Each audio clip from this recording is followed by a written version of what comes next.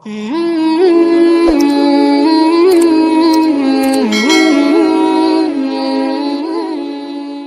علیہ وسلم نے ارشاد فرمایا، ایک قبر کے قریب سے گزرے، دو قبریں تھیں، آپ نے فرمایا کہ ان دونوں کو عذاب قبر ہو رہا ہے، وما يعذبان من کبیر، فرمایا ایسا گناہ نہیں ہے جس کو لوگ بڑا سمجھتے ہوں،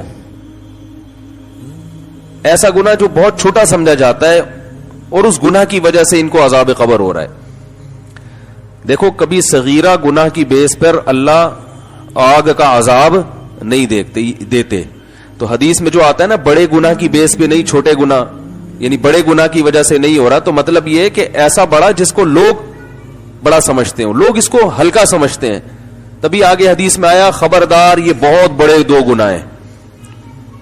تو بعض دفعہ ہم کسی گناہ کو ہلکا سمجھتے ہیں لیکن اللہ کی نظر میں وہ گناہ بڑا ہوتا ہے۔ ہم بڑا سمجھتے ہیں زنا کو، یقیناً یہ بڑا گناہ ہے، ہم بڑا سمجھتے ہیں شراب کو، یہ یقیناً بہت بڑا گناہ ہے، ہم بڑا سمجھتے ہیں قتل کرنے کو، یقیناً بہت بڑا گناہ ہے، نماز قضا کرنا بہت بڑا گناہ ہے، شرک کرنا، والدین کو اذیت پہنچانا، لیکن کچھ گناہ ایسے ہیں جو ہیں تو بڑے مگر سمجھے جاتے ہیں چھوٹے۔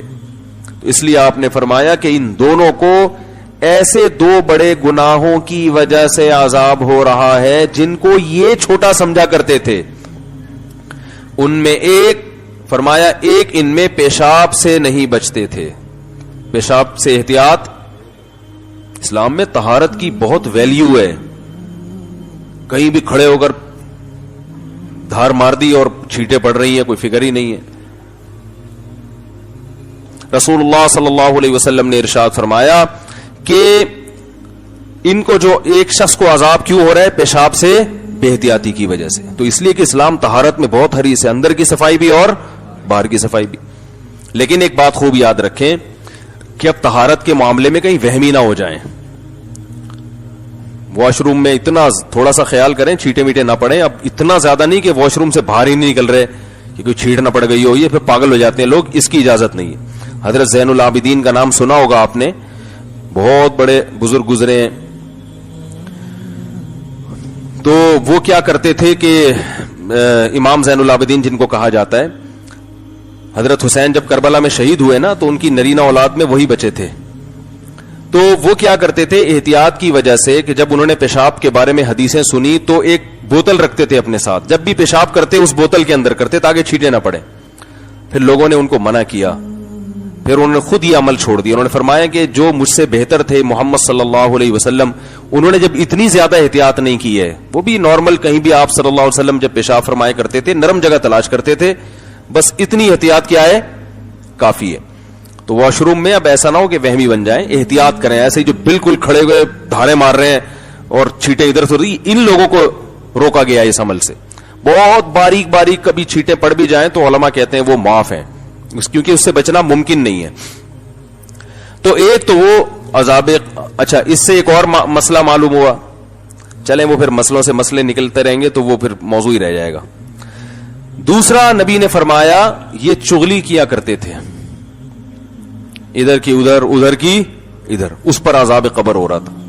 اس سے پتہ چلتا ہے کہ یہ چغلیاں لگانے والے لوگ یہ صغیرہ گناہ کے مرتکب نہیں۔ ہمارے ہاں زانی کو تو برا سمجھا جاتا ہے، شرابی کو تو برا سمجھا جاتا ہے، چغل خور کو تو کچھ سمجھا ہی نہیں جاتا، حالانکہ یہ چغل خور ایسی لڑائیاں لڑواتا ہے نا، ایسی لڑائیاں لڑواتا ہے، ایسے آپس میں محبتوں کو نفرت سے تبدیل کرتا ہے۔ یہ امپلائی کو اپنے باس سے لڑوا دے گا، کلاس فیلوز کو آپس میں لڑوا دے گا، بھائی کو بھائی سے لڑوا دے گا، شوہر بیوی کو شوہر سے لڑوا دے گا، ساس کو بہو سے، اور داماد، اور یہ سب پھڈے کہاں سے ہو رہے ہیں؟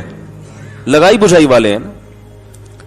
تو چغل خور قرآن کیا کہتا ہے، حدیث کیا کہتی ہے؟ یہ صغیرہ گناہ نہیں ہے۔ اس لیے خواتین سے ہاتھ جوڑ کے کہتا ہوں اپنے گھروں میں آگ نہ لگاؤ، اپنے بھائی کو بھابھی کے خلاف نہ ورغلاؤ، بھابھیوں کو شوہر کے خلاف نہ ورغلاؤ، بہو کو ساس کے خلاف نہ ورغلاؤ۔ جہاں کوئی برائی دیکھی سمجھتی ہے اس برائی کو مٹانا چونکہ ہماری ذمہ داری ہے، اور بہو میں یہ برائی پائی گئی ہے تو اس برائی کو مٹانے کا ایک ہی طریقہ ہے، پولیس کو بتائیں گے تو فائدہ نہیں ہوگا، ساس کو بتائیں گے تو فوراً انکوائری ہوگی۔ ڈائریکٹ جا کے کس کو رپورٹ کراتی ہیں؟ ساس۔ پولیس کو بتا دو، خدا کی قسم اتنا بڑا مسئلہ نہیں, سانس کو بتا دیا تو بس وہ تو پہلی جلی بھلی بیٹھی ہوئی ہے.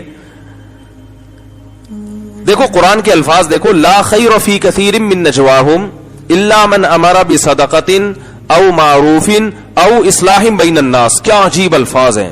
اللہ فرماتے ہیں لوگ اکثر جب سرگوشی کرتے ہیں نا, چپکے سے بات کرتے ہیں, اس میں اکثر خیر نہیں ہوتی. کھلے عام جب باتیں ہوں گی تو اکثر خیر کی باتیں ہوتی ہیں. جیسے میں ابھی کتنی اچھی اچھی باتیں کر رہا ہوں, کھلے عام کر رہا ہوں نا, کیا خیال ہے. لیکن اگر میں یہی باتیں چھاؤں میں بھی کروں, سائٹ پہ لے جا کے یار ذرا ادھر آنا ذرا سائٹ پہ, تو باتوں کا اسٹائل کیا ہو جاتا ہے ایک دم. ابے یار ہم گھنٹے گھنٹے بیانات کرتے ہیں یار, یہ لوگوں کو دیکھو یار, یہ ابھی کیا بولوں میں, کوئی سنتا تو ہے نہیں کوئی. تو جب جیسے ہی آپ سائڈ پہ لے کر آئیں گے نا, چھاؤں میں آئیں گے کسی کو لے کے, تو بلکہ آپ کو اگر کوئی بلا, دیکھو کوئی تقریر کر رہا ہو نا, آپ کو پتا ہے جی آج فلاں مولانا صاحب کا بیان ہے, کوئی تقریر کر رہا ہو, سمجھ لو اچھی اچھی باتیں کرے گا, ایسا ہی ہے نا. اللہ ماشاءاللہ کو بہت ہی فسادی ہو تو تقریروں میں بھی غلط باتیں کر رہا ہوتا ہے, لیکن عموماً ایسا ہوتا نہیں ہے. تقریریں سب کی کیا ہوتی ہے, بہت اچھی, یہ بھی کرو, یہ بھی اچھا کام ہے, ماں باپ کی خدمت کرو, بیوی سے محبت کرو, میاں کی اطاعت کرو, ساس بھی ماں کی طرح ہوتی ہے, ٹھیک ہے نا, اور وغیرہ وغیرہ, ساری اچھی اچھی باتیں ہوں گی. لیکن جب آپ کو کوئی سائٹ پہ بلا رہا ہو, یار ایسے کر رہا ہوں نا, ادھر آنا, تو سمجھ لو کہ کسی کی غیبت, بولو بھائی, کر رہا ہے.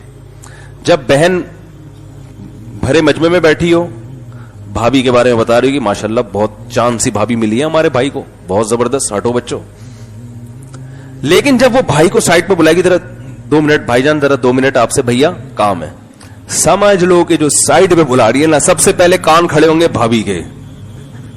لیکن یہ سائڈ پہ کیوں لے کر گئی, یہ میرے بھائی کو یقیناً کچھ برائی کر رہی ہے.